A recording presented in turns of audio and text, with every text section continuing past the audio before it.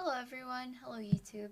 My name is Tiny House Sims and this is my first ever video that I am going to make, and it's about a magical caravan, and I took inspiration from a tiny house video that I watched about this lady who lived in a gypsy cabin, and so I thought that was a cute idea and I wanted to remake it into Sims.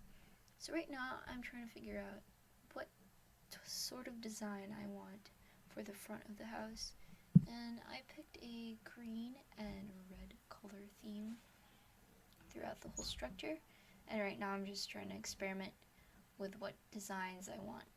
So I add these little columns to the corners to add a little bit of depth, and then right here I'm going to put a bunch of stuff, and I'm going to change these things eventually because I realized they weren't as nice looking as I thought they were. So I extended the roof a bit just to, elongate it.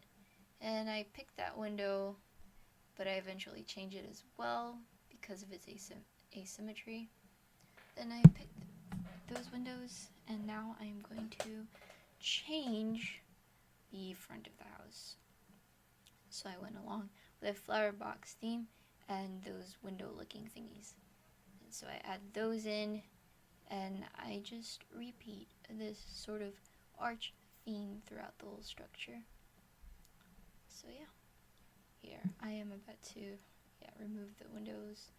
I pick a bunch of other windows, but then I realized those were glitchy, so I just picked the same window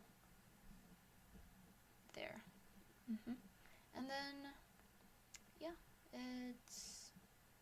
and then I added these little thingies, see if it would do anything, but it didn't look nice. Here I'm just seeing if I can use any decorations, but I thought it was fine the way it was. So here I was struggling with what I should use as the wheels, because for some reason these circular wall designs would just stick on the wall and my alt keys wouldn't work. So I just eventually pick the first thing that I used because I thought it's the only one that worked best. Now we move the house and I eventually work on the interior. So what I wanted for the interior was a sort of magical idea to it. I didn't really have any specific inspiration aside from making it look cluttered and, strange and quirky in every corner. So I decided to use the countertops because they look neat and they were brown. Also, I struggled with the curtains because they were clicking onto the wall. And I use these curtains throughout the whole bed area because they just add a little bit of, depth to the little corners, and it makes it look cozy and nice and warm looking. So yeah, just a variety of curtains there and of different colors. And they look kind of strange right now, but they eventually look nice, and I love those little light fixtures. So now we are moving on to the kitchen, and this is the tiniest kitchen that I've ever made in The Sims 4. And yeah, I'm just putting and experimenting with a different bunch of things, and I thought that I wanted to look sort of like a witchy feel to it with a bunch of spices and I don't know. So yeah, I was thinking which light fixtures I should have used, but I eventually settled with those. And here I'm just decorating the whole kitchen, looking for clutter that I can place. So I imagine that the person who lives here is sort of a nomad who travels across the country you know, brings this caravan around and just lives anywhere they want. And so I thought it would be a good idea to add a kitchen, even though it's small. And I love that I used a sink like that because it just looks different and unique in my opinion.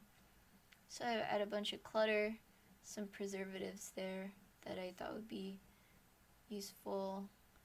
And then I added the table with mismatching chairs. And here I add a bunch of benches. But I eventually changed this up and I just added a little bit of details here and there because I got distracted from what I was trying to do with those chairs. So I used this toy box just to show that it's some sort of luggage that the person who lives here uses. Then I added a lot of plants because I thought that this person was sort of like a hippie, witchy kind of person who meditates, does yoga. I don't know what that's supposed to mean, but that's what I imagined. And yeah, I just had the clock there because I thought it was a nice touch. And this whole place is sort of antique-y kind of feel to it. And so I'm just experimenting here. I don't know why I picked that one. Thought a baseball bat might be useful, but it wasn't. And yeah. So I eventually just pick this side table right around here. That bookshelf was a nice addition because I thought that it filled up the corner really nice and added a different dimension to it. So yeah, I just used those, and that's basically the interior. Now I'm just working on the outside, and you're probably thinking, why is there a bathtub outside? And I was just thinking that this person, goes from place to place. He probably brings this bathtub or her around the country and just places it. And besides, it's in the middle of nowhere, so there aren't a lot of people to see you bathing. So here I'm just making an outhouse for the toilet. And yeah, that's the toilet area. So here I'm just editing the terrain, adding a nice touch to it. And here I edit the bathtub area. Just add a bunch of plants so to make it as inconspicuous as possible. I wanted to add a bunch of trees, but it looked kind of messy and I thought it was covered enough.